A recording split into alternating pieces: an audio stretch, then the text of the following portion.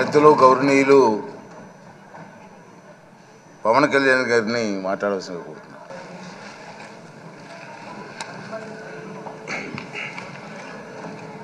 పదహారవ శాసనసభకి ఏకగ్రీవంగా ఎన్నికైన సభాపతి శ్రీ చింతకాల అయ్యన్ పాత్ర గారికి హృదయపూర్వక నమస్కారాలు, మీకు శుభాకాంక్షలు. ఇది నేను మొదటిసారి అసెంబ్లీలోకి అడుగు పెట్టడం. ఇలాంటి సుదీర్ఘ రాజకీయ అనుభవం ఉన్న దాదాపు 7 సార్లు ఎమ్మెల్యేగాను, ఒకసారి పార్లమెంట్లో అడుగుపెట్టిన మీకు, Panchayati Raj, technical education, forest, R&B అనేక మంత్రిత్వ శాఖల్ని సమర్థవంతంగా నిర్వహించిన మీకు ఈ సభాధ్యక్షుడు, ఈ స్పీకర్ స్థానంలో కూర్చోవడం చాలా ఆనందంగా ఉంది. ఇన్ని దశాబ్దాలు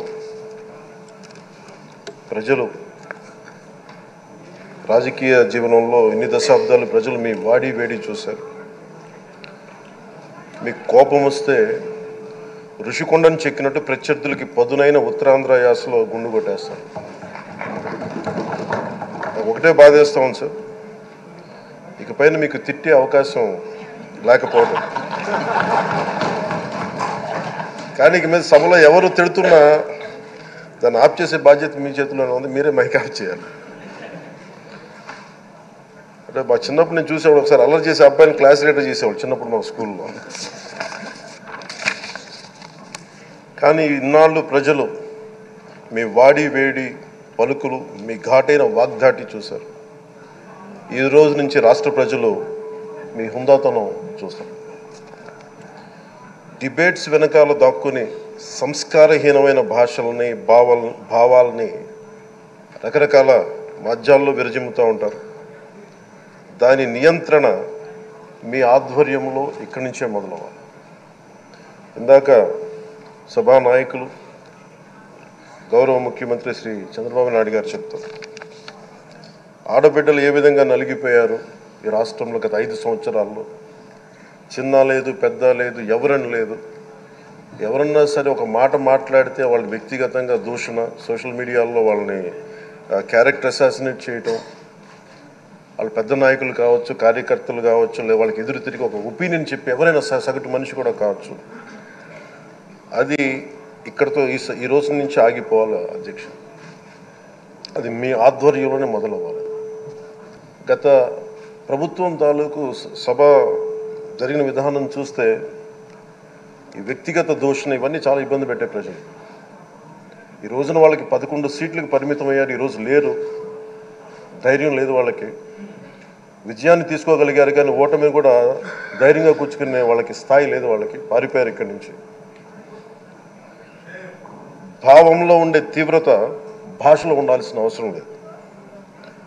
భాష మనుషుల్ని కలపడానికి కానీ విడగొట్టడానికి కాదు.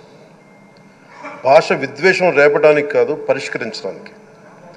ఎంత జటిలమైన సమస్య అయినా, భయంకర సమస్య అయినా చర్చల ద్వారా పరిష్కరించుకోవడానికి కానీ వివాదం సృష్టించడానికి కాదు. ఈ సభ ఉన్నది అందుకు. కానీ మనం చూసింది వాళ్ళ దగ్గర నుంచి బూతులతోటి, వ్యక్తిగత దోషులతోటి రాష్ట్ర పురోభివృద్ధిని ఆపేశారు. అలాంటి సభ కాకుండా ఇందాక మన పెద్దలు శ్రీ గౌరవ ముఖ్యమంత్రి చంద్రబాబు గారు చెప్పినట్టుగా ఇది భవిష్యత్తుకి ఇది ఒక ప్రమాణం అవ్వాలి.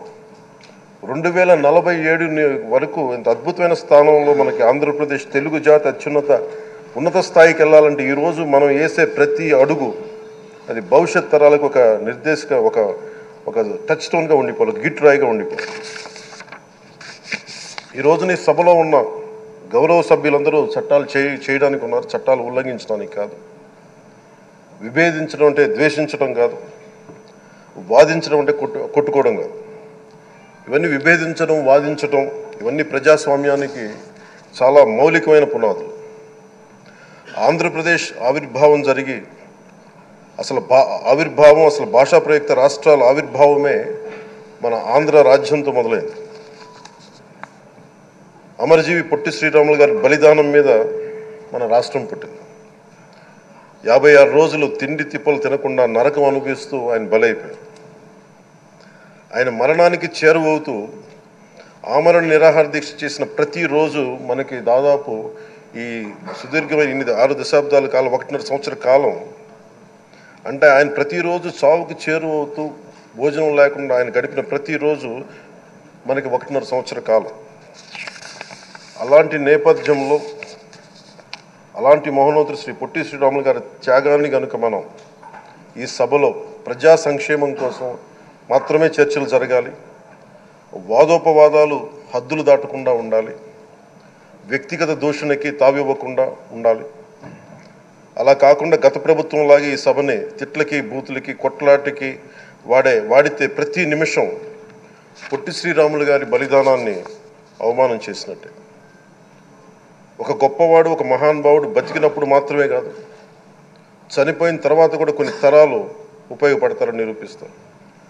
అలాంటి కోవకు చెందిన మహానుభావులు ఆంధ్ర రాష్ట్ర సృష్టికర్త, భాషా ప్రయుక్త రాష్ట్రాలకు శ్రీకారం చుట్టిన ద్రష్ట, అమరజీవి శ్రీ పొట్టి శ్రీరాములు గారి స్మృతిలో ఒక విలువలతో కూడిన ఒక సత్సాంప్రదాయాన్ని తెరలేపుతూ మీ ఆధ్వర్యంలో ఈ సభ జరగాలని, ఈ 5 ఏళ్ల ప్రజా ప్రస్థానంలో ఈ విలువైన 5 ఏళ్ళు రాబోయే తరానికి గొప్ప భవిష్యత్తునిచ్చేలా, అన్నం పెట్టే రైతుకి, కౌలు చేసుకునే రైతుకి, రైతు కూలీకి అండగా ఉండేలా, మహిళలకి భద్రతతో పాటు ఉన్నత స్థాయికి ఎదిగేలా, ప్రభుత్వ ఉద్యోగులకి భద్రత కల్పించేలా, పశువు పక్షి ప్రకృతి సర్వజనులందరికీ కూడా మతాలకి ప్రాంతాలకి అతీతంగా సుభిక్షంగా అభివృద్ధి పదంలో ఆంధ్రప్రదేశ్ ఆంధ్ర రాజ్యం అద్భుతమైన ప్రగతి సాధించేలా ఈ చర్చలు సాగాలని కోరుకుంటూ, సభాపతి అయ్యన్న పాత్రుడి గారికి